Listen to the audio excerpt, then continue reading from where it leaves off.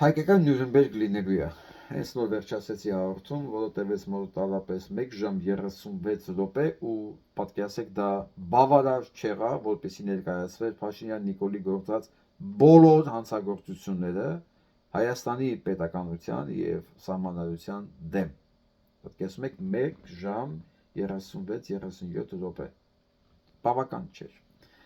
Հայկական Նյուրնբերգը լինելու է։ Եվ մենք այսօր շարադրեցինք բոլոր մեղադրանքները, ոչ բոլոր ներողություն, մասամբ են մեղադրանքները, որոնք հնչել է Փաշինյան Նիկոլի նկատմամբ եւ այն քաղաքական գործիչները, մարդիկ, անհատները, որոնք կփորձեն աչք փակել սրա վրա, կփորձեն աջակցել, նպաստել Նիկոլ Փաշինյանի վերարտադրմանը, նրանք դառնում են համահանցակից։ Սա ճաշակի ոլորտից դուրս է, քաղաքականություն չի, քաղաքական նախընտրություն չի։ Սա իրավաբանությունը։